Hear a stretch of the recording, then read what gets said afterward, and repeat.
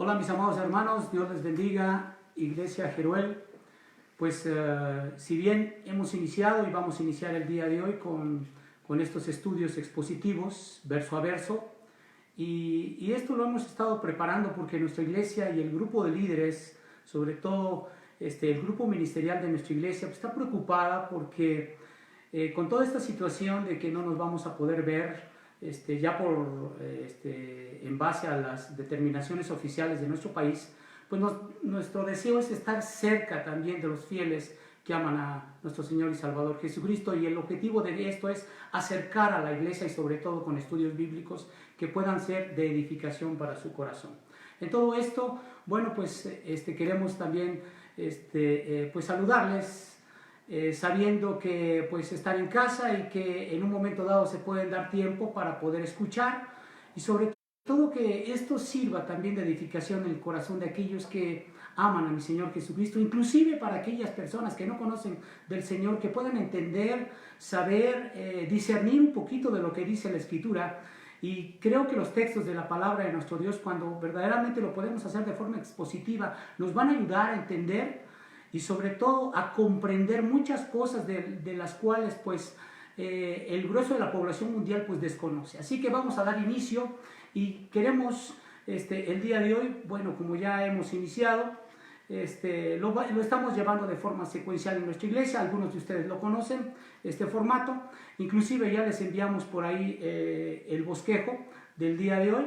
Es exactamente 1 Corintios capítulo 10, versos del 1 al 2. Voy a permitirme leer la escritura en la primera epístola del apóstol Pablo, en el capítulo 10, versos 1 y 2. Dice así la escritura: porque no quiero, hermanos, que ignoréis que nuestros padres todos estuvieron bajo la nube y todos pasaron el mar, y todos en Moisés fueron bautizados en la nube y en el mar. Aquí, aparentemente, nosotros cuando estamos leyendo la Escritura, en estos dos versos, pareciera que se ha dejado el apóstol Pablo algo pendiente. No es que esté pendiente, sino que está hablando de una continuidad que está precisamente antes del capítulo número 10, en el verso 1 y 2. Y es por ello es que aquí claramente Pablo va a dar una continuidad al tema que ya había empezado a hablar a partir del capítulo 9, versos 24 al 27, en donde él advierte, ¿sí?, que cualquier persona, después de haber sido instrumento de parte de Dios para predicar el evangelio, está expuesto siempre en su condición al tiempo a fallar, a tropezar, inclusive a quedar totalmente eliminado, reprobado y no alcanzar el reino de los cielos. Y esto sencillamente se remonta al tiempo de la historia del pueblo de Israel, y cuando esto se lo muestra directamente al pueblo de Dios y sobre todo a los corintios debían de entender las lecciones que el pueblo de Israel debió de haber aprendido a lo largo del tiempo que estuvo precisamente en el desierto y desde que salió a Egipto rumbo a la tierra prometida, ¿verdad? Y es que en algún sentido estos israelitas habían participado de una competencia de fe. ¿Por qué digo competencia de fe? Porque de alguna forma ellos salieron desde Egipto buscando alcanzar la tierra prometida, y sencillamente ellos no la pudieron alcanzar. Solamente dos personas, Josué y Caleb, como dice en Números 14 de los versos 29 al 31. Ellos habían recibido una bendición, y se puede decir que el pueblo de Israel había recibido la bendición, inclusive grandes privilegios, pero también a lo largo del tiempo se volvieron idólatras. Se volvieron ególatras, se olvidaron del Dios de los cielos, se olvidaron de aquel que les había amado y que los había escogido como un pueblo que única y exclusivamente la Escritura se los dieron en sus propias manos. Pero el pueblo de Dios sencillamente no le dio valor a toda esta situación. Y entonces aquí el apóstol Pablo hace una comparación de esta carrera, y leo desde el verso 29 del capítulo número 9, y dice desde el 24 al 27, dice: ¿no sabéis que los que corren en el estadio, todos a la verdad corren, pero uno solo lleva el premio?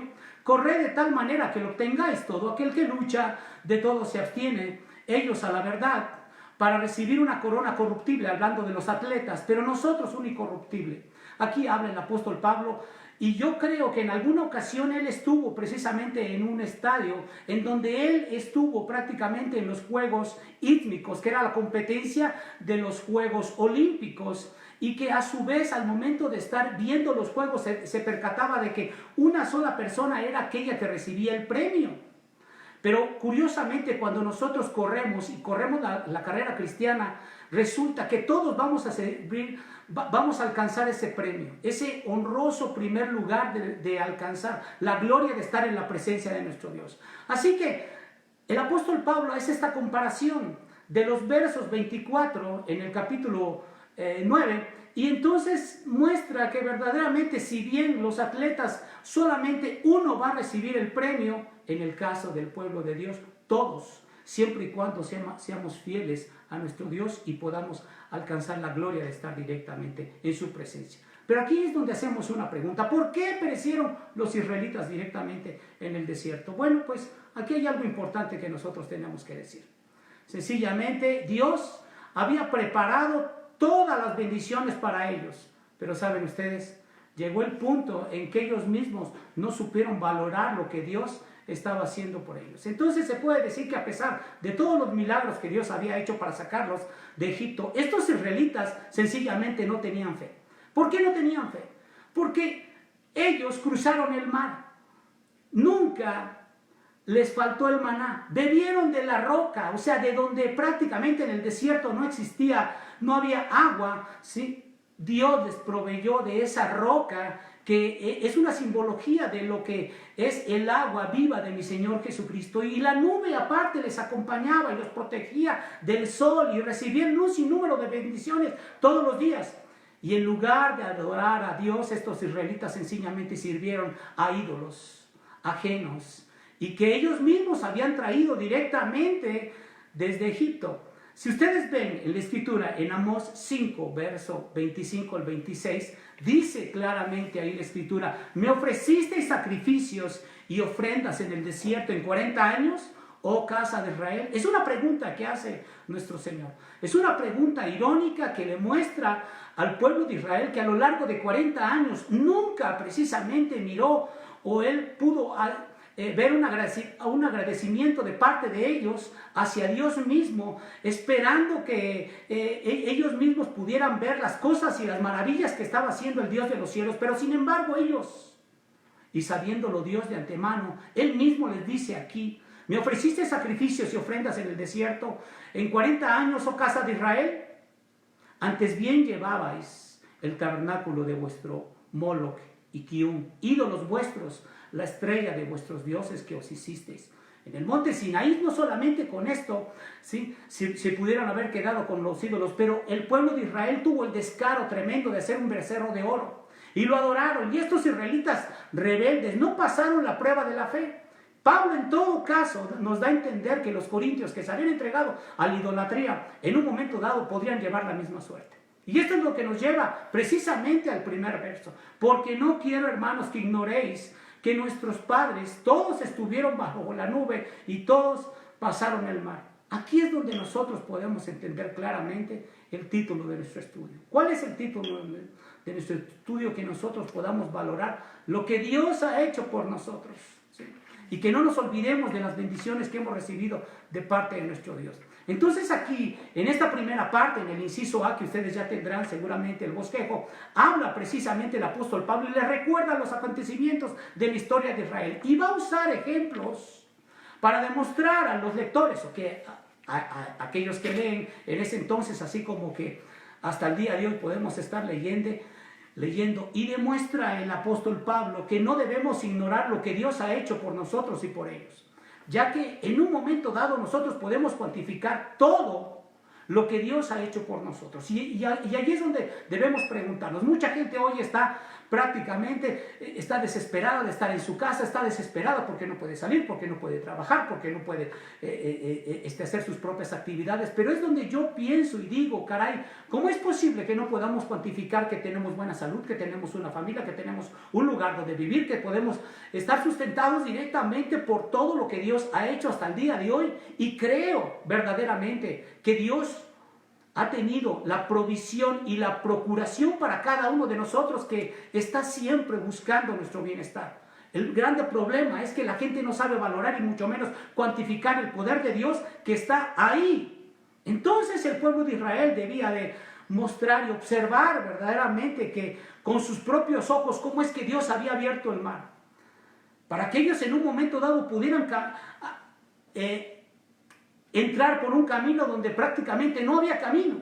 Así que es lo mismo que Jesucristo ha hecho. Si tú quieres alcanzar el reino de Dios, si tú quieres alcanzar el cielo, no hay camino, solamente el camino es mi Señor Jesucristo. Entonces se puede decir que esto es un hecho portentoso dado por el mismo Dios. Es un hecho que Dios mismo nos está mostrando que verdaderamente tenemos que mirar al reino de los cielos y tenemos que arrodillarnos, tenemos que clamar a Él para que Él pueda también, ¿sí?, ser glorificado y exaltado. Inciso B de su bosquero. Nuestros padres todos estuvieron bajo la nube y todos pasaron el mar. En forma breve, ¿qué es lo que hace el apóstol Pablo? Bueno, está mencionando prácticamente el éxodo y el cruce del Mar Rojo, ¿sí?, donde Dios había guiado a su pueblo a través de la nube, ¿sí?, durante el día y también durante la noche a través de una columna de fuego. ¿Dónde dice eso? Bueno, esto lo dice claramente en Éxodo 13, verso 21, en donde todos nosotros habíamos sido llevados, ¿sí? Y esta es una analogía de cómo Dios a través de su Santo Espíritu nos guía. Y quiero ir directamente a la cita, ¿sí?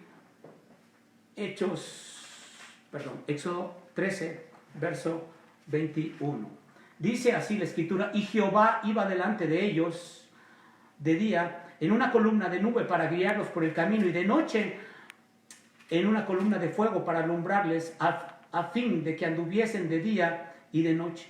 Nunca se apartó de delante del pueblo la columna de nube de día, ni de noche la columna de fuego. Y esto hace referencia claramente, mis queridos hermanos, en que hasta el día de hoy, ¿sí?, la columna de fuego y la nube que estaba guiando siempre al pueblo de Israel, esto representaba la presencia de Dios cuidando a su propio pueblo. Y aunque esta nube, ¿sí?, y esta columna de fuego siempre estaban acompañando al pueblo de Dios, quiero decirte que con todo y eso algunos empezaban a dudar de la cercanía de Dios. ¿Cuántos el día de hoy están dudando que si verdaderamente Dios existe? ¿Cuántos están dudando que si Dios está ahí? ¿Cuántos dudan de poder clamar a Dios? ¿Cuántos están inmiscuidos en otras cosas? Están desesperados, están en una zozobra tremenda pensando y arguyendo que en un momento dado les vaya a llegar el famoso coronavirus y que vayan a ser infectados. Déjame decirte, no te preocupes por eso. Si Dios lo permite, vamos a ser cubiertos. Y si es su voluntad, vamos a ser totalmente procurados y estar bajo sus alas. Pero esto no te debe de inmiscuir y mucho menos te tiene que alterar. Por el contrario, te debe de dar confianza que Dios está ahí y que su cercanía para ti sencillamente es real, siempre y cuando hayas recibido a mi Señor Jesucristo en tu corazón, hayas tenido un encuentro personal con Jesucristo y también te hayas arrepentido de tu pecado. Inciso C. Pablo también llama a los israelitas nuestros padres. ¿Por qué dice nuestros padres? Y esto lo dice en el mismo verso. Porque no quiero, hermanos, que ignoréis que nuestros padres todos estuvieron bajo la nube. Esto quiere decir algo importante. Que toda la nación de Israel, ¿sí?, cuando salió de Egipto, y hablando de estos padres, esto significa que todos los judíos creyentes, todos los gentiles corintios y todos los escogidos de Dios sencillamente, ¿sí?, en medio de todo esto, cuando se menciona que nuestros padres, esto hace referencia a que ellos, esos padres, son de alguna forma los antepasados espirituales de todos los creyentes, y nosotros estamos en la tercera latitud. Los primeros, los judíos creyentes; los segundos, los gentiles corintios; y después, en número 3, todos los escogidos por Dios. ¿Sí? Entonces aquí podemos ver claramente que estos nuestros padres son nuestros antepasados espirituales, ¿sí? Aquellas personas que en un momento dado estuvieron clamando a nuestro Dios, y gloria al Señor porque podemos tener este libro maravilloso que ha sido guardado hasta el día de hoy, y que muchos inclusive dieron su sangre, dieron su vida para poder preservar estos escritos. ¿Y qué más podemos decir aquí? Aquí hay otra situación. Cuando dice, hay un pronombre aquí que dice nuestros, coloca prácticamente a todos los gentiles, o sea, tú y yo, los coloca como miembros de una comunidad cristiana al mismo nivel que los cristianos judíos. Esto significa que en ese entonces, como hasta el día de hoy, aquellas personas que hayan sido nacidos de nuevo, aquellas personas que han buscado a Dios de todo su corazón y que han recibido a Jesucristo como su Señor y su Salvador, alcanzarán su misericordia y también el reino de los cielos. Inciso D. Dice ahí la frase, todos pasaron el mar. ¿Esto qué significa aquí en esta segunda parte del mismo verso? Alude prácticamente a que Israel, cuando cruzó el Mar Rojo por tierra seca, mientras los judíos, mientras todo el pueblo de los egipcios y todos los guerreros iban en pro de ellos, sencillamente ellos se hundieron en el mar. Entonces, el hecho de que todo el pueblo llegó a salvo a la otra orilla significa que Dios sencillamente nunca abandonó a su pueblo, sino que hubo una fidelidad de Dios directamente hacia ellos. Y es la misma fidelidad que te puedo decir que hasta el día de hoy tienes tú al presente si tú conoces a mi Señor Jesucristo. Así que no debes de temer por todo lo que pueda suceder en este mundo. Verso número 2. Y todos en Moisés fueron bautizados y en la nube y en el mar. ¿Sí? ¿Qué significa? Vean esta situación, mis hermanos. Aquí en el inciso A decimos que en un momento dado, pues claramente habla de un bautismo. ¿Cuál es este bautismo? Bueno, pues sencillamente está hablando del pasado y el presente. Cuando el apóstol Pablo está hablando de esta instancia, significa que el bautismo unifica en un momento dado a aquellas personas que atravesaron directamente el Mar Rojo, aquellas personas que iban camino a la tierra prometida, sencillamente son identificados también como el pueblo de Dios y como aquellos que han nacido de nuevo, como los cristianos que han nacido con Jesucristo y que se han bautizado en su muerte, su resurrección. Entonces hay una identificación aquí clara, como lo dice claramente Romanos. Vayamos ahí a Romanos, ¿sí? En el capítulo número 6. Y voy a leer, dice Romanos, el capítulo 6, versos 3 y 4. ¿O no sabéis que todos los que hemos sido bautizados en Cristo Jesús, hemos sido bautizados en su muerte? Porque somos sepultados juntamente con Él para muerte por el bautismo, a fin de que como Cristo resucitó de los muertos para la gloria del Padre, así también nosotros andemos en vida nueva. Vayan por favor ahí también en Gálatas. Por favor, si pueden ir a Gálatas 3, verso 27. Gálatas 3, verso 27. Dice la Escritura ahí. Y leo. Porque todos los que habéis sido bautizados en Cristo, de Cristo estáis revestidos. Esto habla precisamente de la muerte y de la resurrección de mi Señor Jesucristo. Entonces se puede decir que el apóstol Pablo proyecta el alcance al tiempo, ¿sí?, del Éxodo, diciendo sencillamente que los israelitas fueron bautizados para unirse a Moisés, y compara a los cristianos que pusieron su fe en Jesucristo con los israelitas que pusieron su fe en Dios, quien estaba representado directamente por Moisés. Entonces se puede decir que Cristo, si bien redimió a su pueblo, ¿sí?, a través del pecado y de su muerte, ¿sí?, de la muerte de mi Señor Jesucristo, así Dios también usó, ¿sí?, a Moisés para liberar a los israelitas de la opresión de Egipto y de las aguas destructivas del mismo Mar Rojo. Inciso B. Aquí vamos a hacer una pregunta donde dice, bueno, pues fueron bautizados en unión con Moisés. ¿Qué significa esto? Para los israelitas, ¿qué significaba esto? Bueno, pues significó que en un momento dado ellos eran miembros de un pacto que Dios había hecho con su pueblo, ¿sí? Ese pacto en un momento dado quedó prácticamente obsoleto a partir del momento que llegó mi Señor Jesucristo. Pero si bien Moisés sirvió como mediador de aquel primer pacto, el cual quedó obsoleto cuando llegó mi Señor Jesucristo, hablando precisamente de lo que dice Hebreos en el capítulo número 7, verso 22, y quisiera que fuéramos ahí a la cita, Hebreos en el capítulo 7, verso número 22, ¿sí? Voy a leer 3 versos. Dice el verso 7, 22.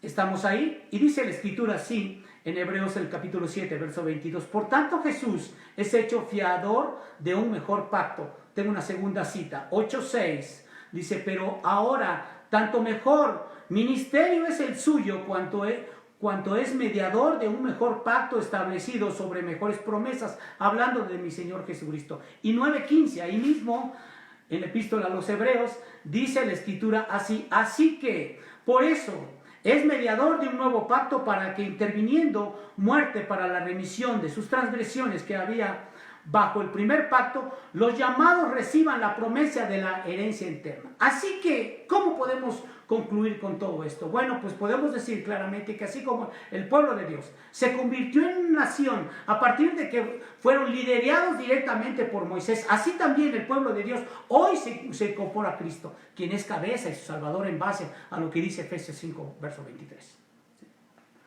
Inciso C.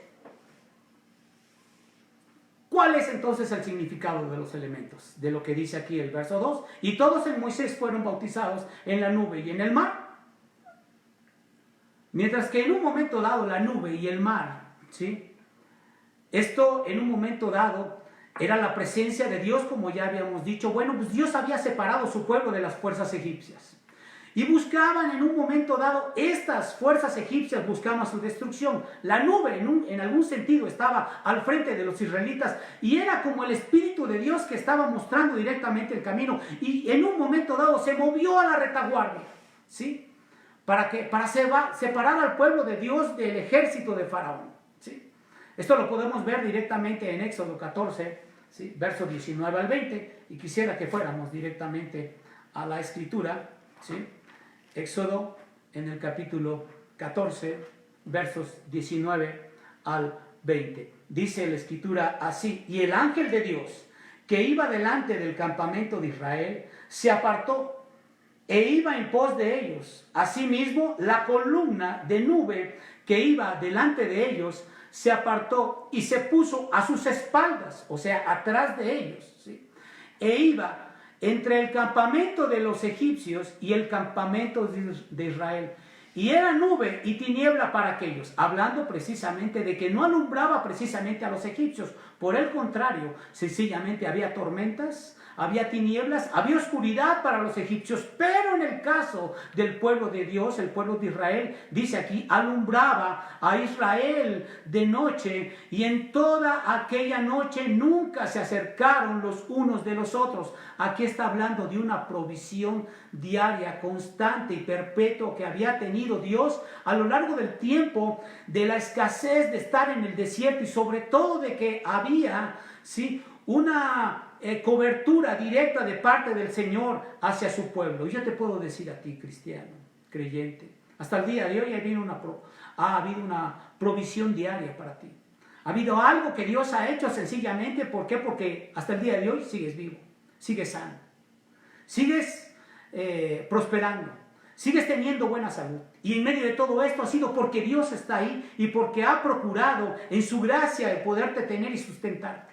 Con esto es muy importante que nosotros podamos darle valor a las cosas que ha hecho hasta el día de hoy. Y que en medio de cualquier tribulación o circunstancia, tormenta, ahí está Dios. ¿Sí?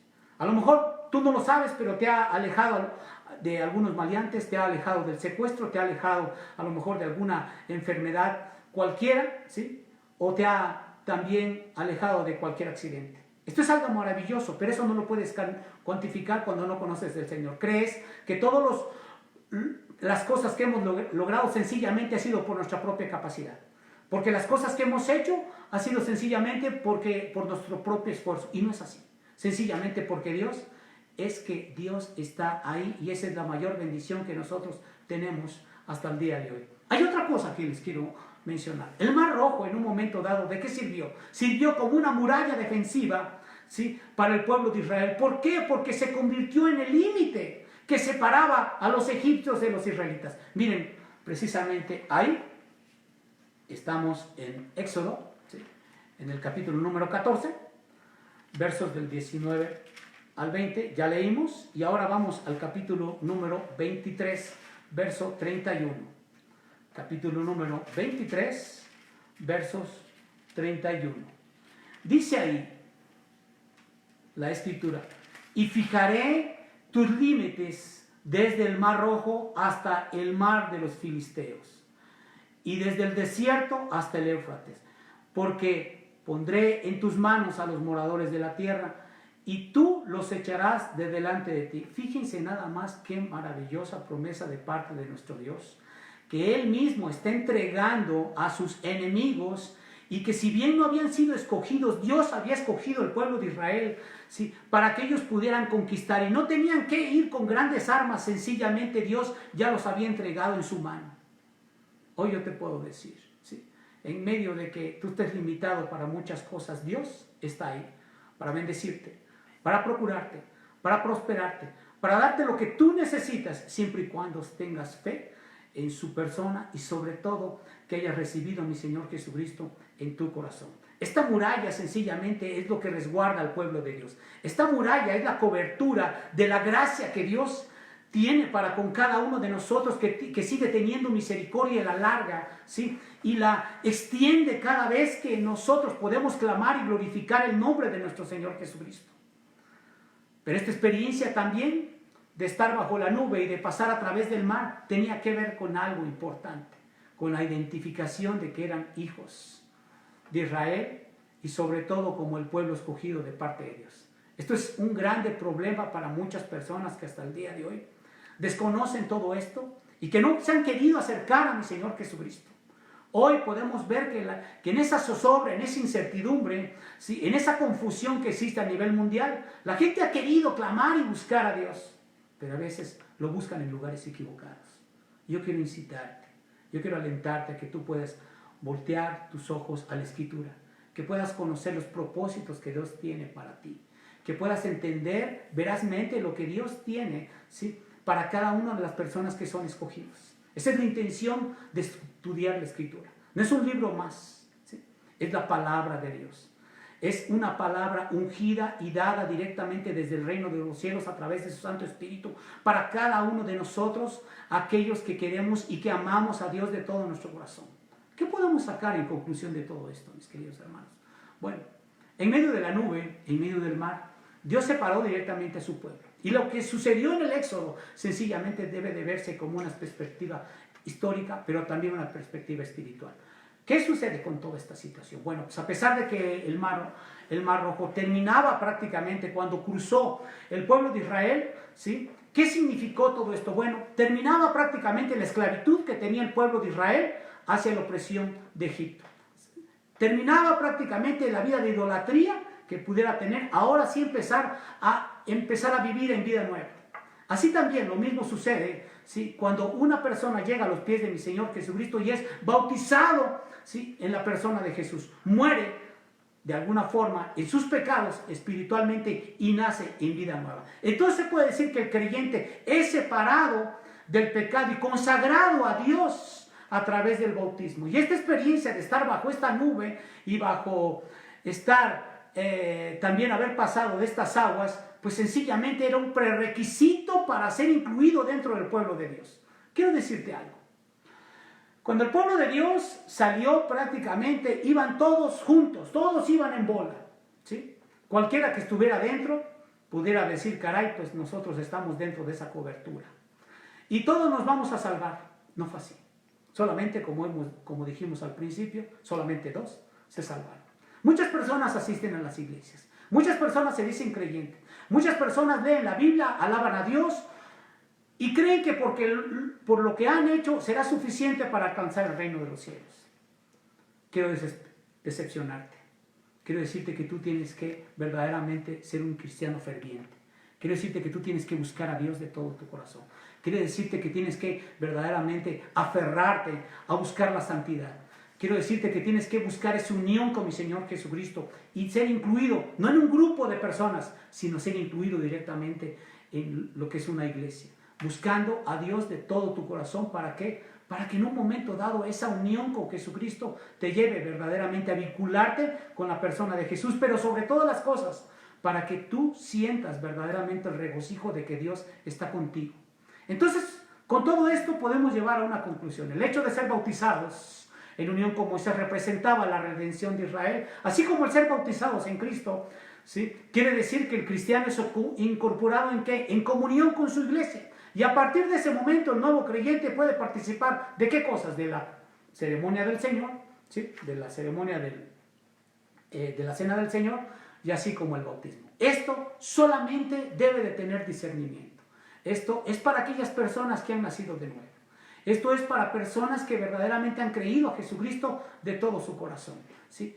Y esto, en algún sentido, ¿sí?, lo dice claramente la palabra de Dios, y también lo vamos a leer en los versos 3 y 4, pero eso lo haremos la próxima semana, por lo cual el día de hoy vamos a orar por todo ello, y que Dios verdaderamente obre en las vidas de aquellos que pueden entender, ¿sí?, la palabra de Dios. Y tú que me escuchas, hoy te invito a que hagas una oración, que en medio de que no puedas ver muchas cosas que están sucediendo en lo espiritual y que solamente lo puedas ver en lo material, pongo a tu disposición, ¿sí?, que puedas orar conmigo el día de hoy y poner tu vida delante del Señor para que Él pueda acercarse a ti y tú puedas entender y recibir a mi Señor Jesucristo en tu corazón. Te invito a que inclines tu rostro y le digas desde ahí donde estás: Padre, aquí estoy, mi Señor. Quiero clamar a ti. Quiero decirte, Señor Dios, que a veces no valoro las muchas cosas que tú has hecho por mí. Padre, quiero pedirte perdón, bendito Señor, porque quiero entender tu palabra. Quiero saber los propósitos que tú tienes para conmigo. Yo quiero buscarte, bendito Dios, y quiero hoy ponerme delante de ti y humillarme y pedirte perdón por mis pecados, rogándote, bendito Padre Celestial, para que tú obres, que tú entres a mi corazón, Señor, y que tú vengas a hacerme una persona nueva y renovada, que tú vengas a mí, Señor Dios, y que yo te reciba como mi Señor y mi único Salvador. Gracias, Padre, por tu grande amor, por tu misericordia y por tu palabra escrita. En el nombre precioso y poderoso de Jesús, te lo ruego y te lo pido, Señor Dios. Amén. Dios les bendiga y estaremos pendientes, ¿sí?, la próxima semana para seguir llevando esos estudios recuerden ustedes, 1 Corintios, capítulo 10, versos 3 y 4. Dios les guarde, amados hermanos.